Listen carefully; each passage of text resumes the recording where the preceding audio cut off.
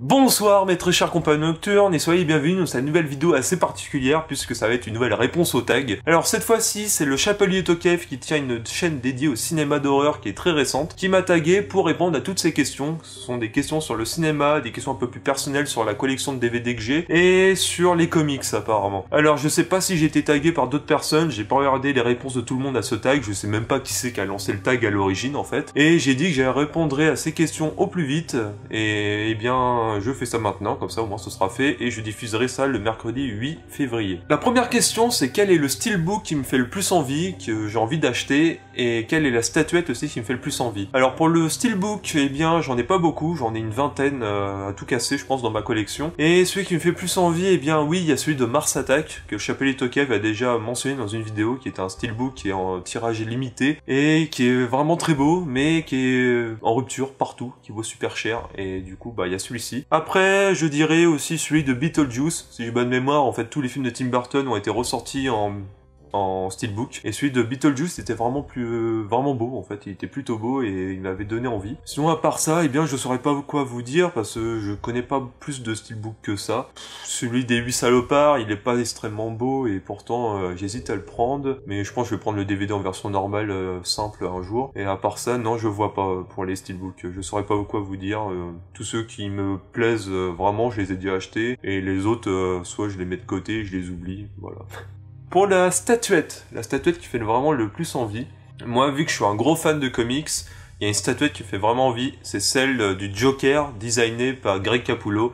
Alors pour ceux qui connaissent, c'est un comic qui était sorti il y a pas très longtemps, pour les autres, eh bien c'est ça. Et c'est une statuette assez spéciale du Joker, où c'est un Joker qui porte une tenue de mécanicien, qui a un visage en fait assez spécial, parce qu'il s'est arraché lui-même le visage, et il le porte comme un masque. Je vais essayer de vous trouver une image pour vous montrer à quoi ressemble le bazar. Voilà. En gros, voilà, ça ressemble à ça. Et eh bien, il y a une statuette qui existe de ça, qui est en noir et blanc, qui est vraiment super belle, sauf qu'elle vaut dans les 90 € et voire plus. Et ça fait plusieurs années que je la cherche, à petit prix, et pour l'instant, c'est pas trouvé, je la trouve nulle part. Donc pour l'instant, c'est celle qui me fait le plus envie. Après, niveau statuette, j'en ai quelques-unes, mais c'est pas ce que j'achète le plus souvent. C'est pas une priorité dans ma collection. J'ai bien Darkman qui est ici en plastique, que je trouve vraiment belle, que j'ai eu pour pas très cher. Après, j'en ai quelques-unes de Scream, je crois, ouais, Resident Evil, j'en ai quelques-unes de Resident Evil, de Batman, et voilà, c'est tout. Alors, deuxième question. Alors, quel est le film où j'aurais aimé jouer ou participer? Eh bien, je dirais quoi? Je dirais Wayne's World, je pense. En fait, si j'étais né plus tôt et j'aurais pu participer au tournage, j'aurais dit Wayne's World, carrément. C'est un film que j'adore l'ambiance du film, ce côté hard rock dans les années 80, avec l'ambiance des concerts, tout ça, aux États-Unis. Moi, je trouve ça super chouette. Et j'aurais aimé jouer dans ce film, parce que c'est vraiment mon type d'univers, je dirais, et c'est un film que je regarde quasiment tout le temps en fait. Je regarde au moins 2 à 3 fois par année ce film. Et sa suite elle est toujours aussi excellente et pareil je la regarde aussi souvent. Alors quel est le réalisateur que je trouve le plus talentueux? Alors là ça va être super compliqué parce que des réalisateurs j'en connais plein. Il y en a beaucoup que j'aime beaucoup. Tout le monde cite Tarantino aujourd'hui, du coup je vais peut-être pas dire ça. Je vais plutôt vous dire Martin Scorsese parce que je suis un gros fan de Martin Scorsese avec tous ses films dédiés à l'univers, la mafia, les gangsters. On regarde beaucoup de Martin Scorsese. Même aujourd'hui j'en regarde encore avec les séries qui le coproduit et j'adore ça. Mais sinon à part ces deux-là, qu'est-ce que je pourrais dire? Bah Spielberg, mais voilà, c'est quelqu'un qui est très mentionné aussi, je dirais. Bah Robert Zemeckis, ouais, qu'on cite assez rarement, qui est le réalisateur de Retour vers le futur, de La mort vous voit si bien, de Forrest Gump, voilà, qui est un réalisateur que j'aime beaucoup et qu'en ce moment, bah je suis en train de me faire un peu sa filmographie avec des films comme Contact et À la poursuite du diamant vert, qui sont vraiment très chouettes et un peu oubliés en ce moment, je dirais. Alors, est-ce que je suis plutôt DC Comics ou Marvel Comics? Eh bien, je vais vous dire, je suis carrément DC Comics et je suis pas du tout Marvel Comics. Je regarde certes les films Marvel, sauf que les films Marvel, je trouve qu'ils se ressemblent beaucoup et en fait, je les aime pas forcément tous. J'aime bien certains films, les séries, je les regarde pas. J'ai commencé Agent of Shield, j'ai pas apprécié du tout et je me suis très vite ennuyé. C'est pour ça que j'ai arrêté à la première saison. Il paraît que c'est mieux par la suite, mais je verrai si je ferai un jour ou pas. Mais je suis vraiment plus tourné vers DC, surtout l'univers de Batman. Je suis vraiment un gros collectionneur de l'univers Batman, j'ai toute la collection Batman. J'ai toutes les parutions de comics Batman depuis les années 80. si vous voulez savoir. Je les ai tous. J'ai tous les kiosques, j'ai tous les bouquins, j'ai vraiment tout. J'ai une collection énorme, ça me prend tout un meuble. Mais au moins, j'ai une collection complète de Batman en VF. Sinon, en comics que j'aime beaucoup, mais qui est ni chez Marvel ni chez DC, c'est plutôt les collections Dark Horse, les collections IDW, ce sont des petits éditeurs américains, mais qui sont de plus en plus connus et qui sont édités de plus en plus souvent en France, chez Panini, chez Urban et chez d'autres. Et il y a des séries comme, par exemple, je peux vous présenter 2-3 trucs. Pour ceux qui ne connaissent pas, eh bien, il y a Wormwood. Wormwood, c'est quoi? Eh bien, le personnage principal, c'est un ver de terre qui loge en fait dans l'œil d'un mort-vivant.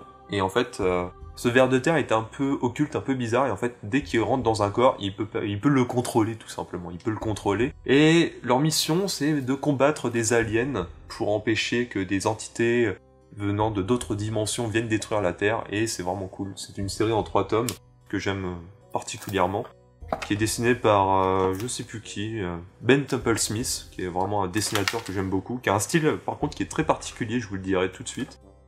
Voilà. C'est vraiment particulier niveau dessin, mais l'humour est vraiment cool, et moi j'adore. Alors c'est actuellement vendu en 3 tomes, mais je crois qu'il n'y a jamais eu de suite. Voilà, ça c'est le tome 1, ça c'est le tome 2, mais je crois bien qu'il n'y a jamais eu une suite. Tome 4, ça fait un petit moment qu'on l'attend, et voilà, ça c'est le tome 3. Bref, le tome 4, ça fait au moins 3 ans, peut-être 4 ans qu'il est toujours pas sorti, et je sais pas si ça arrivera un jour, on verra bien. Wormwood, pour ceux qui connaissent pas, lisez ça, c'est plutôt sympa. Je peux vous parler aussi de Witch Doctor, pour ceux qui connaissent pas non plus, qui est une histoire assez barrée. Pour ceux qui me connaissent, ils savent que j'adore ce comics. Mais c'est un comics qui se vend pas super bien aujourd'hui, pourtant les planches sont super belles et l'histoire je la trouve super ouf. Alors c'est un personnage un peu fou en fait, c'est un savant, un médecin, comme un médecin normal qu'on trouve dans les hôpitaux. Sauf que lui en fait il est concentré sur les affaires un peu paranormales et il vient pour soigner les personnes qui souffrent de troubles un peu occultes, de possession de démons, de monstres, tout ça. Et en fait, cet homme va tout faire pour venir aider ces gens malades qui souffrent. Et pour ça, il est accompagné par un assistant et par une garde du corps qui est possédée par un démon. Et c'est vachement cool, c'est vraiment beau. Il y a beaucoup de références, soit au cinéma d'horreur, soit à la littérature fantastique. Et c'est en 2 tomes actuellement. Tome 1 et tome 2. Mais voilà. Si vous les trouvez, eh bien, prenez-les. Je sais qu'on les trouve assez facilement pour pas très cher aujourd'hui dans les boutiques spécialisées. Et le tome 3, je sais pas quand est-ce qu'il sortira non plus. Pour l'instant, on n'a pas trop de nouvelles. Je sais que le dessinateur taffe sur des trucs un peu plus importants en ce moment. Il a pas le temps de travailler là-dessus. Et je vais vous parler de Starman. Donc j'y suis, Starman.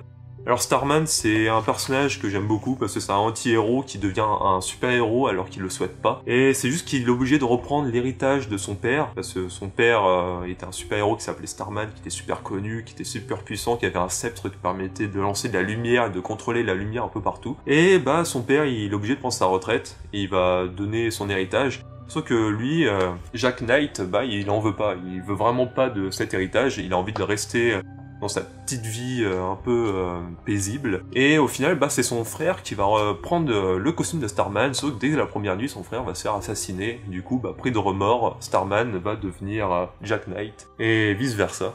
Bon, ça date un petit peu, c'est des comics qui sont sortis il y a très longtemps quand même, qui datent peut-être des années 80-90, début 2000 pour les sorties françaises.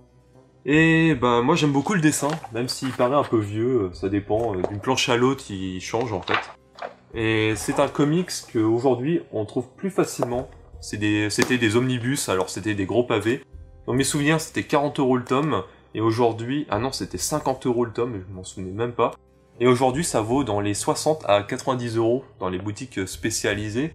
Et c'est devenu des bouquins un peu collector, parce que ce sont les seules parutions françaises de Starman, il n'y a jamais eu d'autres éditions. Et bien moi les 3 omnibus je les ai eus. Je les ai eus au cours de ma jeunesse, en fait, je les ai achetés petit à petit. Et ça m'avait coûté cher dans mes souvenirs, ouais, quand même. Du coup, voilà, Starman. Si vous voulez lire du Starman, eh bien, bonne chance, parce que ça va être super compliqué. Voilà. Quel est le prochain film que j'irai voir au cinéma ? Alors là, ça va être compliqué parce que j'ai pas prévu d'aller voir beaucoup de films au cinéma. Je pense que je vais aller voir Kong Skull Island qui va sortir, je sais pas trop quand. Mais à part ça, je sais pas du tout. Il y a vraiment que le film Kong qui m'intéresse là actuellement. Il y aura peut-être d'autres films, mais après, généralement quand je vais au cinéma, ça se décide au dernier moment. Je reçois un appel, on me dit tu veux venir au ciné, il y a quoi? Eh bien je sais pas, on va aller voir ce qu'il y a et au final on prend un film au pif et on le regarde. Généralement je prévois pas mes sorties cinéma en fait. J'anticipe pas les sorties, je sais pas ce que je veux vraiment aller voir, parce que généralement j'ai pas envie d'aller au cinéma parce que ça coûte assez cher. Et ça fait un petit moment que j'y suis pas allé. Le dernier film que j'ai dû aller voir c'était Premier Contact, et j'ai été voir aussi le même jour Passengers, si j'ai bonne mémoire. C'était très bon, les deux étaient très bons. Quelle est la série télévisée préférée? Alors ma série télévisée préférée, eh bien je dirais que c'est Stargate SG-1. C'est vraiment la série que j'ai tuée. Je l'ai découvert très jeune quand j'étais à l'école maternelle ou à l'école primaire si j'ai bonne mémoire. J'avais découvert je crois à la saison 2 ou 3, quelque chose dans ce genre là. Et Stargate SG-1, eh bien j'ai enchaîné la série au cours des années. Et j'ai toujours été fan de Richard Dean Anderson qui joue le rôle principal dans Stargate, après qui a remplacé vers les dernières saisons et c'était un petit peu moins bien je trouve. C'était moins intéressant, moins scotchant. C'est vraiment, je pense, ma série télévisée préférée. J'ai vraiment beaucoup de souvenirs, de très bons souvenirs sur cette série-là. Après, j'aime beaucoup aussi X-Files. Je suis un gros fan de X-Files. Je sais qu'il y en a plein qui aiment pas la série parce que c'est un peu long, les complots, tout ça, c'est plus trop le délire d'aujourd'hui. Mais je trouve que la série était vraiment bonne. Je l'avais découverte, assez jeune aussi, X-Files, et je l'ai commencé avec les premières saisons. J'avais arrêté peut-être à la saison 6. Finalement, à Noël, on m'avait offert une fois le coffret intégral avec les 9 saisons. 9 saisons plus les 2 films. Et je m'étais fait un marathon où j'ai enchaîné ça pendant plusieurs mois. Tous les soirs, je regardais du X-Files et j'étais à fond dedans. Et après, j'ai pris la série spin-off qui est pas connue du tout, qui s'appelle The Lone Gunmen. Elle se concentre en fait sur des personnages secondaires qui sont les Lone Gunmen, qui sont en fait les 3 geeks, les pros de la théorie de la conspiration américaine, qui sont aussi les informateurs de Mulder dans la série. Et justement, ils ont eu une série dédiée à eux où ils devaient combattre différents complots américains à travers les États-Unis. Et cette série, elle a fait qu'une saison et elle a pas marché en fait. Elle a fait un fiasco. Pourtant, elle était plutôt drôle, mais elle a pas vraiment marché. Pourtant, c'était le réalisateur, le créateur de la série X-Files. Et donc, vu que sa série a pas marché, il a quand même fait une fin, mais dans la saison 9 de X-Files au final. Alors, combien je dépense par mois pour ma collection de DVD ou de comics ou de jeux, n'importe quoi? Eh bien, ça dépend des mois. Des fois, j'achète rien du tout. Mais sinon, ça peut aller de 25 à 100 euros, ça dépend. Enfin, 100 c'est assez rare. Souvent c'est entre 25 et 60 euros. Plus souvent je dépense 35 euros par mois dans des films que j'achète sur le net. Souvent sur Press Minister parce que j'achète des films à très bas prix. Et je me prends pas mal de films à entre 2 et 5 euros. Généralement c'est ce que j'achète. Est-ce que j'ai un rêve niveau cinéma? Eh bien, moi, j'ai pas spécialement envie de jouer dans un film. J'ai pas spécialement envie aussi de rencontrer des acteurs. Déjà, dans les conventions, moi, je déteste les conventions où tu dois attendre pour avoir une dédicace. Et en plus, quand tu dois payer pour avoir une dédicace avec un acteur, ou juste lui parler pendant 5 minutes. Moi, c'est quelque chose que j'aime pas du tout. Alors, c'est pour ça que j'ai pas spécialement envie de voir des acteurs. Pourtant, j'en aime beaucoup, mais voilà, sans plus. Par contre, ce que j'aimerais bien, c'est que j'aimerais réaliser ou écrire un film. J'ai une idée de scénario, j'ai déjà commencé à l'écrire pour un court-métrage et j'aimerais ensuite peut-être faire évoluer ce scénario de court-métrage vers un film. Ce serait un film fantastique et d'horreur, mais je sais pas trop comment m'y prendre, je sais pas comment faire. Faudrait que je trouve une équipe, une production intéressée par ça. Et pour l'instant, eh bien c'est pas le cas, je sais pas à qui partager mon projet, je sais pas à qui le présenter et déjà faudrait que je termine de l'écrire et après on verra bien. Alors quel est mon acteur et mon actrice préférée? Eh bien je vais vous citer plusieurs noms parce que j'ai pas vraiment d'acteur préféré en particulier ni d'actrice préférée. Alors j'aime beaucoup Harrison Ford pour les Star Wars et les Indiana Jones parce que j'ai grandi avec lui. J'aime beaucoup Will Smith, même si je suis un peu déçu par ses derniers films en ce moment. J'aime beaucoup Bruce Campbell pour le cinéma horrifique et Robert Englund aussi pour le cinéma horrifique parce que c'est un acteur qui est vraiment disponible pour beaucoup de films, qui aime bien donner son coup de pouce pour les petites productions horrifiques, c'est pour ça qu'on le trouve dans pas mal de séries B. Je trouve ça super chouette comme initiative. Ouais, Samuel Jackson que j'aime beaucoup dans plein mal de films, que ce soit les films policiers des années 80, les films plus récents qu'on a aujourd'hui chez Marvel. J'aime beaucoup cet acteur, il est vraiment très bon. J'aime beaucoup, qui d'autre, Tommy Lee Jones aussi, pour les films Men in Black, Dans la brume électrique, ou dans d'autres films, je sais plus quoi vous dire. Lil Con aussi de Spielberg. Pour les autres, eh bien après il y a Jodie Foster, j'aime beaucoup, que ce soit dans Inside Man avec Clive Owen qui est super bon comme film. Pour ceux qui connaissent pas, c'est un film sur un braquage de banque qui est vraiment somptueux. Je vous le conseille, c'est vraiment très bon. Il y a Denzel Washington en plus qui joue dedans. Elle joue aussi dans quoi? Dans Le Complexe du Castor aussi avec Mel Gibson, qui est un film que j'aime beaucoup. C'était pendant la période où Mel Gibson avait des soucis de contrat parce qu'il avait une sale notoriété qui était en baisse à cause de soucis d'alcoolémie et de propos qu'il avait dit à la télévision, à la presse. Jodie Foster, eh bien, elle avait laissé une chance, elle avait dit j'ai besoin d'un acteur, moi je m'en fous de sa réputation, je sais qu'il joue bien, eh bien je vais lui filer un contrat, et au final le film est vraiment très bon. Et je vous conseille Le Complexe du Castor pour ceux qui veulent savoir. C'est un père de famille qui a des problèmes pour parler avec sa femme et ses enfants, et il va faire appel à un psychiatre qui va lui conseiller de prendre une marionnette de castor pour pouvoir parler comme un marionnettiste, pour parler avec sa famille. Et le problème c'est que la marmotte, le castor, je veux dire, qu'il a dans la main, va commencer à prendre un peu plus d'importance, et au final ça va devenir une gêne dans la famille quand il n'arrive plus à s'en séparer en fait.